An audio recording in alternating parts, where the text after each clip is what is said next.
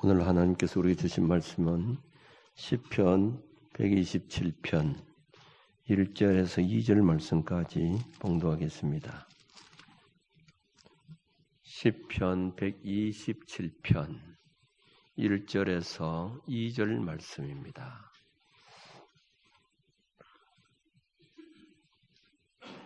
찾으신 줄 알고 봉독하겠습니다. 여호와께서 집을 세우지 아니하시면 세우는 자의 수고가 헛되며 여호와께서 성을 지키지 아니하시면 파수꾼의 깨어 있음이 헛되도다. 너희가 일찍 일어나고 늦게 누우며 수고의 떡을 먹음이 헛되도다. 그러므로 여호와께서 그의 사랑하시는 자에게는 잠을 주시는도다. 아멘. 이 말씀을 통해서 내주실 줄로 믿습니다. 할렐루야 찬양대 찬양 있겠습니다.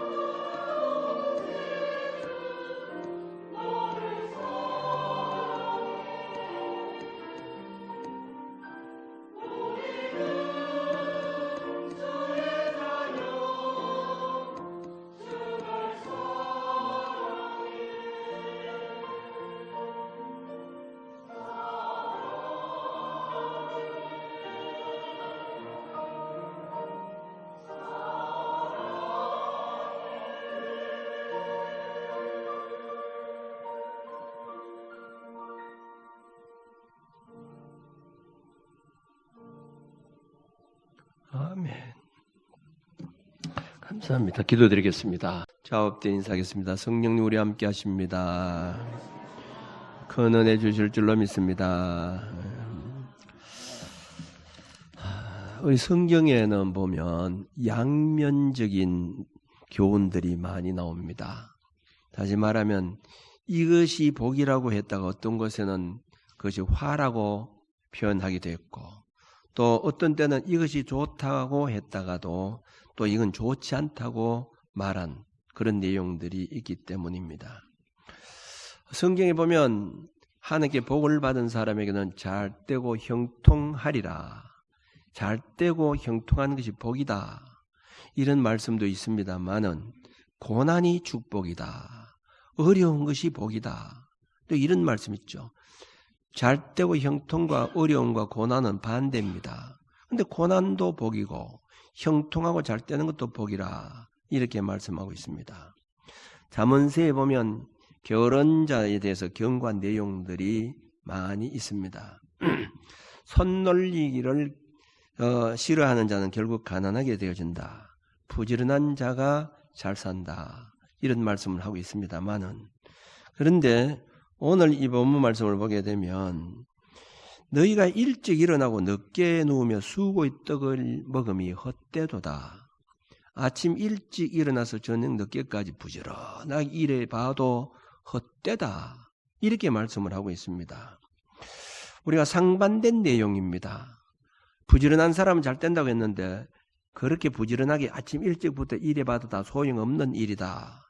이렇게 상반된 내용인 것 같지만은 우리가 앞뒤를 살펴보면 이해할 수가 있습니다. 다시 말하면 하나님을 떠난 수고, 하나님과 상관없는 부유, 이것은 복이 아니고 하나님께서 함께하는 수고, 노력, 그것이 복이라는 것이죠. 해밍웨이 작품 가운데 노인과 바다라고 하는 유명한 작품이 있습니다. 멕시코 만류가 흐르는 바다에서 홀로 작은 배를 몰면서 고기잡이하는 노인이 있었습니다. 어부가 84일 동안 고기잡이를 했지만 한 마리 잡지를 못했습니다. 그런데 이 85일째 되는 날 바다에 도착해서 마침내 청새치 한 마리를 잡게 됩니다. 근데 얼마나 고기가 큰지 이 노인이 타고 있는 이 돛담배가 그 청새치에 의해서 끌려갈 정도가 됩니다. 그래서 결국은 3일째 되는 날에 있는 힘을 다해서 이 청새치를 작살로 찔러서 죽이게 됩니다. 그런데 이제 청새치를 한 마리 잡아서 팔게 되면 이제 돈이 많이 들어온다고 좋아했는데 이 피냄새를 맡은 상어들이 막 달라듭니다. 노인은 몇 차례 싸움 끝에 간신히 이 상어를 물리치고는 결국 배 옆에다가 붙이고 그렇게 배를 한국까지 돌아오겠는데 결국 돌아오니까 머리와 뼈만 앙상하게 남아 있었습니다. 애를 먹고 수고한 이 대가가 모두 헛수고로 돌아가 버리고 말았다 하는 겁니다. 우리 인생의 한 단면을 보여주기는 작품으로 많은 사람들에게 공감을 불러일으키는 그 작품으로 유명합니다. 제가 텔레비를 잘 안 봅니다만은 SBS 방송에 보면 정글의 법칙, 김병만 씨가 놓은 정글의 법칙 이제 종영이 된 것 같은데 거기 보니까 이제 어느 밀림지대에 팀들이 가게 되었습니다. 그래서 한 팀은 바다에 고기를 잡고 한 팀은 밀림에 과일을 따고 또 한 팀은 뭐 집을 짓고 뭐 이렇게 하는데 바다에 고기 잡이하러 간 그 팀들은 그들은 이제 고기를 잡는데 참치 잡이를 하는 겁니다. 참치를 잡이하는데 그래서 몇 시간 동안 참치를 했지만은 잡지를 못했는데 한 마리가 딱 어느 사람에게 걸려들었습니다. 그래서 환호를 하고 막 잡았다고 이제 막 그래서 막 땡기니까 나중에 머리만 딱 올라왔어요. 오는 동안에 아마 여러분 이 방영 보신 분도 있을 줄 압니다만 오는 동안에 상어가 다 뜯어 먹어버린 겁니다. 그래서 막 그것만 가지고도 족하다고 머리 가지고 구워서 같이 맛있게 나누어 먹는 그런 장면을 제가 본 일이 있습니다. 이처럼 사람들은 땀 흘리며 노력한 것이 헛수고로 돌아올 때가 참 많이 있습니다. 고린도전서 15장 58절 말씀 보면 내 사랑하는 형제들아 견실하며 흔들리지 말고 항상 주의 일에 더욱 힘쓰는 자들이 되라. 이는 너희 수고가 헛되지 않은 줄을 알미라. 이렇게 했습니다. 주를 위한 수고는 절대로 헛되지 않다. 다른 말하면 다 세상 일들은 헛될 수가 있다 하는 말입니다. 우리가 이 살아가다 보면 노력한 대가를 얻기보다도 고생한 것이 헛수고로 끝날 때가 많이 있습니다. 자녀를 키울 때도 그렇고 사업을 할 때도 그렇고 정치하는 사람들이 그렇고 결혼도 마찬가지입니다. 이보다 더 정말 비참한 인생은 헛되게 살아가는 인생입니다. 여러분 보세요. 한번 한 달 동안 남의 집에 가서 일을 한 사람이 있는데 근데 그만 주인이 돈을 안 줬다. 도망쳐버렸다. 한 달 동안 헛수고한 거죠. 근데 만약 1년 동안 일을 했는데 헛수고로 돌아갔다 하면 어떻게 되겠습니까? 얼마나 억울하겠습니까? 가룟 유다는 예수님의 제자로서 3년 동안 다녔습니다. 재정을 맡을 정도로 신임을 맡았던 그런 제자였습니다. 그런데 그가 예수님을 은삼십에 팔았습니다. 그런데 한 푼도 써보지 못했습니다. 결국은 그는 자결해서 죽고 말았죠. 비참하게 창자가 터져서 죽는 이 비참한 인생이 됐습니다. 3년 동안 예수님을 따라다니 뭐 했나 이 말이죠. 그 비참하게 죽고 난 헛수고한 인생이 되고 맙니다. 예수님께서 차라리 그는 나지 않았으면 더 좋았을 것이다. 헛수고한 인생이죠. 구약 성경에 보면 그런 인물이 있습니다. 바로 솔로몬이라고 하는 사람입니다. 그는 세상에 살면서 온갖 부귀영화를 누리면서 살았지만은 인생의 말년에 가서는 헛되고 헛되다 모든 것이 헛되도다 이렇게 했습니다. 아무리 인생을 성공적인 인생을 살았다고 해도 우리 마지막에 가서 내가 헛살았다 이렇게 그렇게 해서 끝을 맺는다고 하면 이보다 더 안타까운 일이 어디 있겠습니까? 여러분 헛되지 않는 삶을 살기를 원하십니까? 그것은 하나님이 함께해 주시는 삶을 살아야 합니다. 아무리 인간이 능력 있고 힘이 있고 배경이 있어도 하나님이 함께하지 않으면 헛될 수밖에 없다고 하는 것을 알아야 됩니다. 물론 이런 얘기하겠죠. 뭐 하나님이 함께하냐 잘만 살더라 뭐 이렇게 한 사람 그 사람 세상 안 믿는 사람이겠죠. 잘 살다가 지옥 가는 게 그게 잘 되는 겁니까? 믿는 사람은 다르다 이 말입니다. 하나님이 간섭하신다 이 말은 세상 안 믿는 사람하고 비교해서는 안 된다는 거지. 안 믿는 사람 같으면 그러면 안 믿고 잘 살 수도 있어요. 그러나 그 사람은 지옥 갈 수밖에 없는. 그러나 천국 백성이기 때문에 하나님은 백성을 다루는 방법이 다르다 이 말입니다. 하나님이 함께하지 않는 권력이라든지 하나님이 함께하는 물질, 명예, 건강 다 헛되다는 것이죠.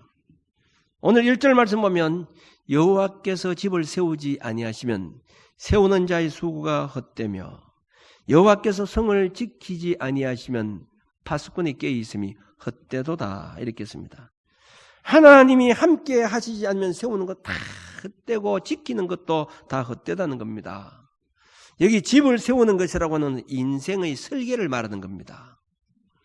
사람들은 모두 작은 나름대로 인생의 계획이 있기 마련입니다. 그리고 그 계획대로 사람들은 세워나가는 겁니다. 나는 앞으로 돈을 벌어서 뭐를 하겠다. 아파트를 사겠다. 큰 집을 사겠다. 그리고 더 큰 사업을 내가 벌였다. 이 계획이 다 있죠. 학생들은 난 앞으로 열심히 공부를 해서 어떤 좋은 대학을 가겠다. 그리고 멋진 인생, 성공적인 인생, 모든 사람들이 부러워하는 그런 인생을 내가 살아야 되겠다. 학생들도 꿈이 있습니다. 계획이 있습니다. 이것이 바로 집을 세우는 작업이라는 겁니다. 이것도 하나님께서 함께해 주셔야 되지. 하나님이 함께해 주시지 않으면 아무리 철두철미한 계획을 세워도 헛될 수밖에 없다 하는 말입니다. 밧단 아람의 야곱의 외삼촌 라반 얼마나 부자 되려고 그렇게 노력을 했습니다. 심지어는 조카 야곱의 품삯을 10번이나 속여가면서 속였다고 하는 그 자체는 빨리 부자가 되려고 한 거죠. 그 마음속에 그런 마음이 왜 없겠습니까? 내가 열심히 노력해서 내 부자가 되어야 되겠다. 이런 계획을 가지고 있었습니다만은 그러나 하나님께서 함께해 주시지 않았기 때문에 결국 빈털터리 인생이 되고 말았습니다. 그 모든 재산은 다 야곱에게 넘어가 버리고 말았다고 하는 겁니다. 창세기 9장 7절에 보면 하나님께서 너희는 생육하고 번성하며 땅에 편만하여 그 중에서 번성하리라 이렇게 말씀하고 있습니다. 너희는 생육하고 번성하고 땅에 편만하여 그 중에 번성하라. 그런데 당신 사람들은 우리는 흩어져 살지 말자. 하나님을 말씀을 거역하면서 그들이 우리는 모여서 살자. 그렇게 해서 바벨탑을 쌓기 시작했습니다. 그런데 결국은 그 바벨탑 하나님이 함께하지 않기 때문에 무너져버리고 말았다. 언어를 혼잡케 해서 무너버리고 말았습니다. 그 결과 온 지면으로 다 흩어지게 되었습니다. 1977년도에 미국 청소년들의 우상으로 군림했던 앤디 깁슨이라고 하는 그런 가수가 있었습니다. 19살 때에 호주에서 미국으로 건너와서 이민으로 와서 음반을 내었는데 불티나게 음반이 팔렸습니다. 첫해 $200만, 이듬해는 $100만 수입을 얻게 되었습니다. 최고 영예인 그래미상을 2번이나 받았습니다. 그때가 나이가 고작 22살이었습니다. 그러나 그는 마약을 시작한 후에 10년 후에 수백만 달러의 빚을 지고 외롭게 그는 죽어버리고 말았습니다. 친구들은 그의 사망을 원인 분석을 해서 말하기를 그는 공허했다. 영혼이 텅 비어 있었다. 이렇게 말했습니다. 세상적으로 명예를 얻고 모든 젊은이들이 우상이 되고 그리고 떼돈을 벌었지만은 사람들이 보기에는 그의 생애의 집을 아주 아름답게 지었다고 생각했지만은 그러나 그 집은 하나님께서 함께해서 세운 집이 아니기 때문에 무너져버리고 말았다는 거죠.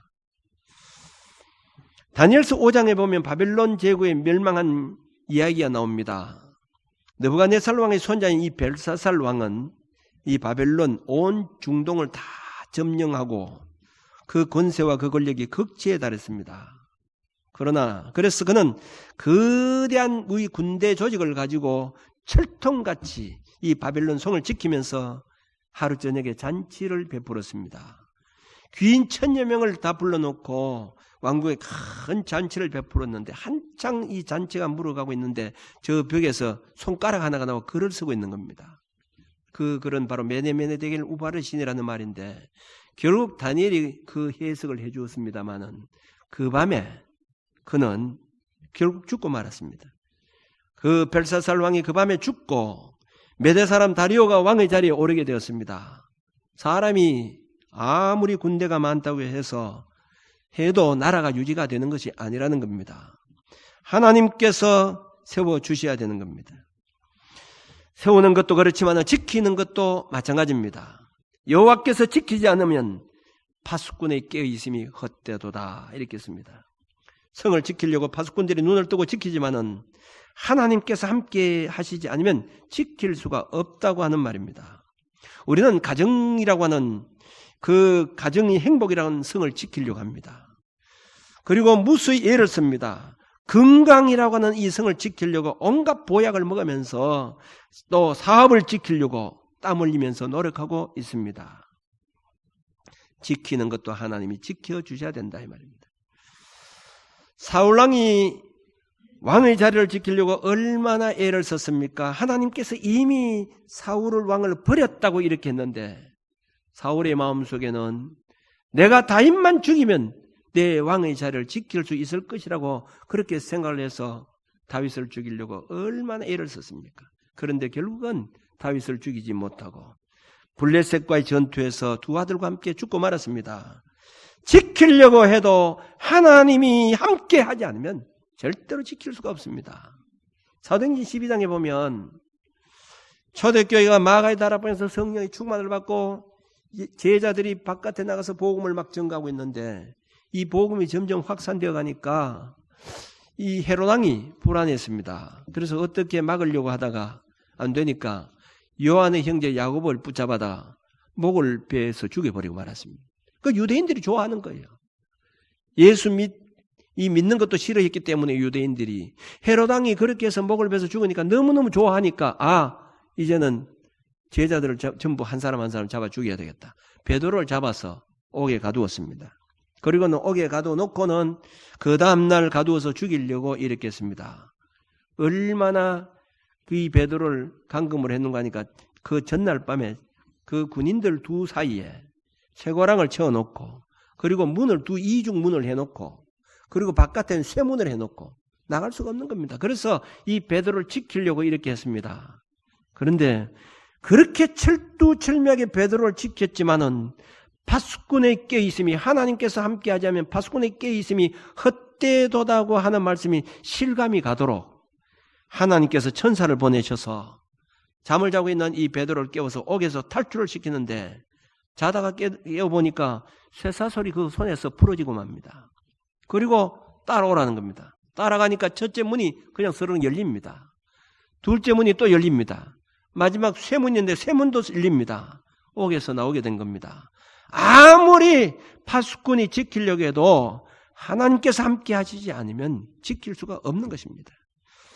여리고성이 얼마나 든든하게 만들어졌습니까? 그렇게 튼튼하게 여리고성을 만든 이유는 그들이 여리고성을 지키려고 했기 때문입니다. 그러나 하나님께서 함께하지 않으니까 그 여리고성이 무너져 내리고 말았다는 것이죠. 우리 인생도 마찬가지입니다. 아무리 명예를 얻어도 지키지 못하면, 아무리 많은 돈을 벌어도 그 부러워하는 재벌이 되었다고 해도 그 재산을 지키지 못하면 다 소용없는 일입니다. 건강도 마찬가지입니다. 건강을 위해서 얼마나 우리가 애를 썼는지 모릅니다. 그래서 건강했다고 해도 건강을 지키고 나가야 된다는 것이죠. 세우는 것도 중요하지만 지켜야 된다 이 말이죠.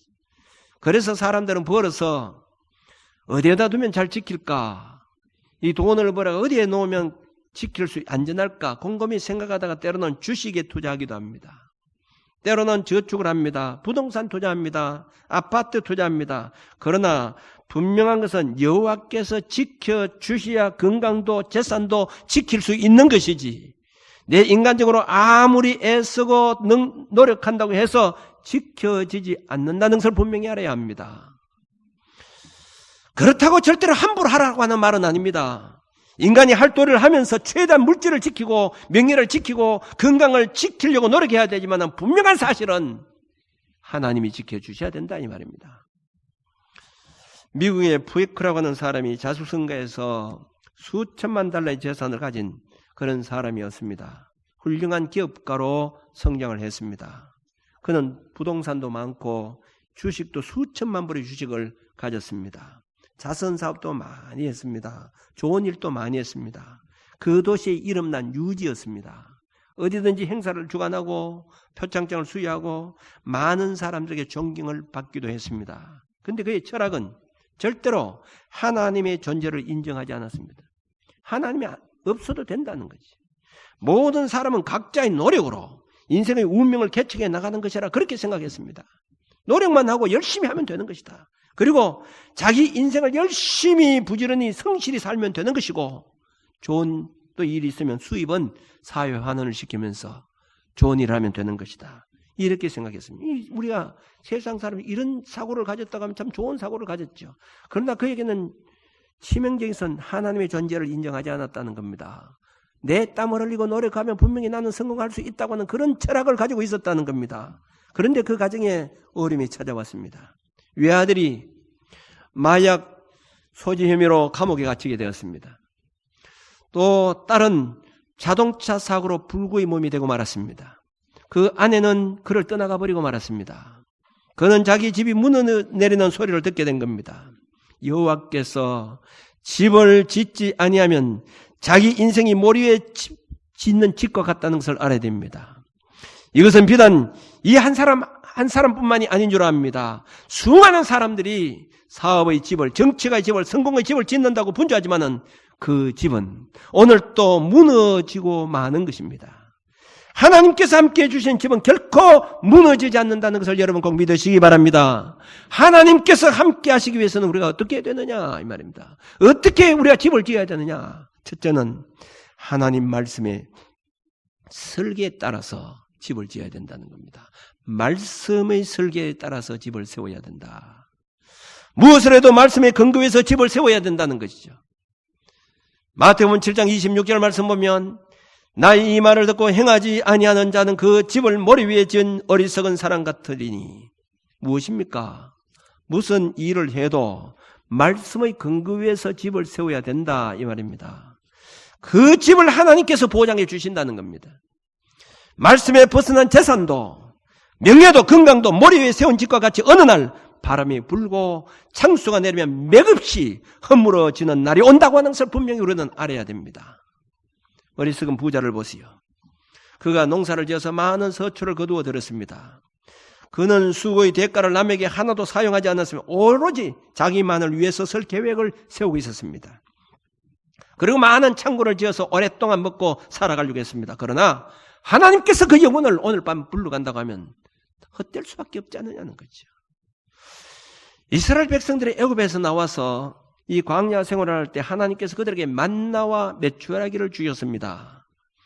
그러면서 그들에게 당부한 말씀이 있습니다. 6일 동안만 거두라는 겁니다.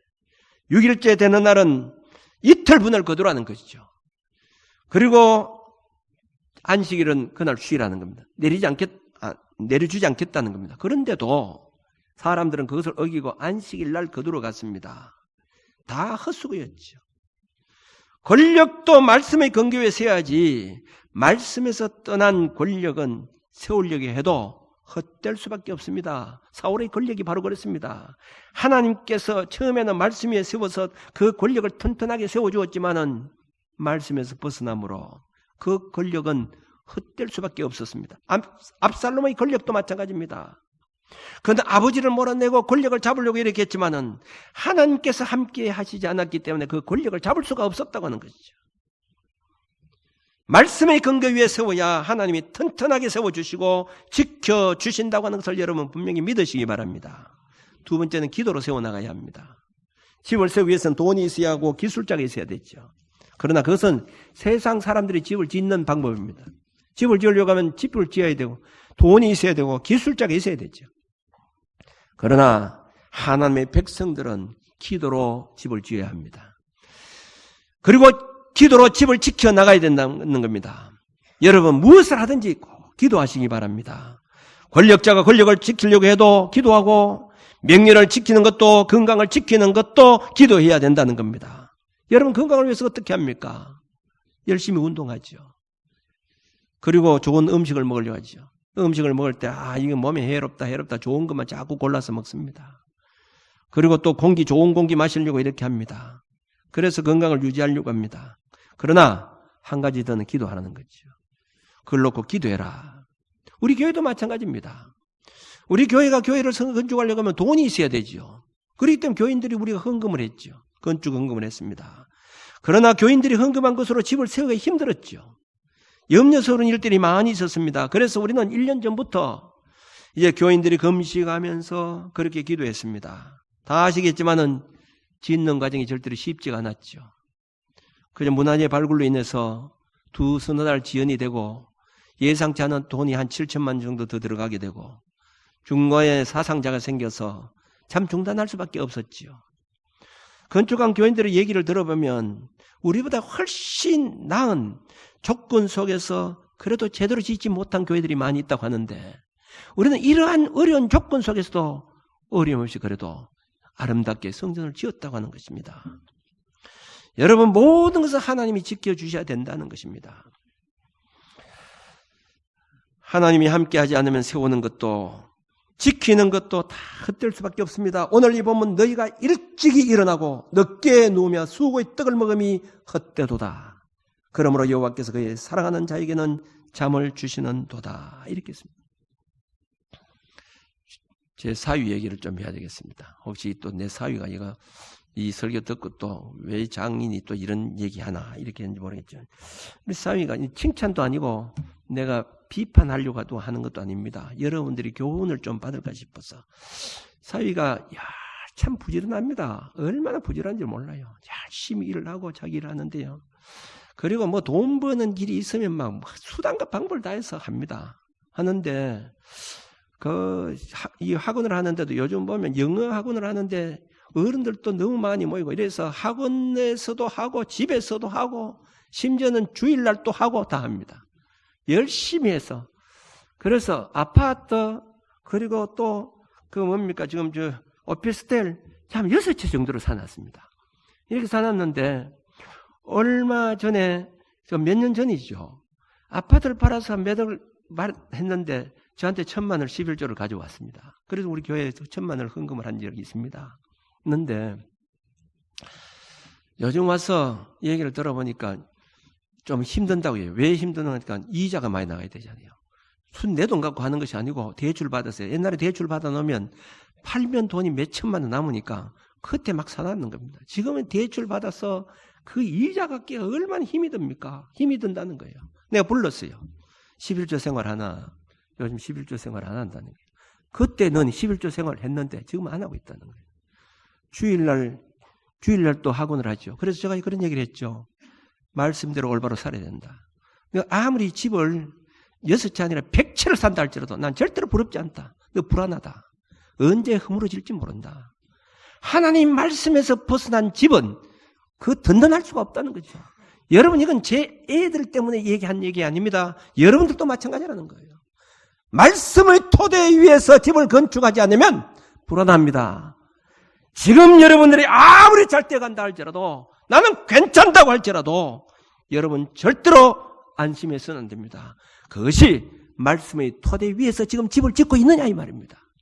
아무리 아름다운 집을 지었다 할지라도 말씀의 토대 위에서 벗어나면 언젠가는 다 헛수고로 돌아가는 날이 온다고 하는 사실을 분명히 여러분 믿으시기 바랍니다. 나는 우리 교인들을 때로는 그렇게 보는 사람들이 있습니다. 누구라고 얘기는 하지 않습니다. 여러분들이 스스로를 평가하시기 바랍니다. 아무리 잘 뛰어도 불안한 사람이 있어요. 왜? 말씀의 토대에서 집을 짓지 않고 있다 이 말입니다. 지금은 잘 뛰어가는 것 같아요. 언젠가는 솔로몬처럼 헛되도다 하는 말을 할 때가 온다고 하는 것을 분명히 기억해야 됩니다. 사랑하는 성도 여러분, 헛되지 않는 인생을 살기를 원하십니까? 하나님이 함께해 주셔야 됩니다. 하나님이 함께해 주시지 아니하면 언젠가는 헛될 수밖에 없습니다. 하나님이 함께해 주신 삶은 말씀의 토대 위에서 여러분 집을 짓기를 바랍니다. 그리고 꾸준히 그 문제를 놓고 하나님께 부르짖고 기도하시길 바랍니다. 하나님, 명예를 지켜주세요. 내 재산도 지켜주세요. 내 가정도 지켜주세요. 건강도 지켜주세요. 하나님께서 오늘까지 지켜주시지 않으면 내일 어떻게 될는지 모릅니다. 사랑하는 성도 여러분, 이 말씀의 토대 위에서 집을 건설하면서 그리고 하나님께 부르짖고 기도하면서 날마다 아름다운 집을 지어갈 수 있는 저와 여러분들이 되어주시길 바랍니다.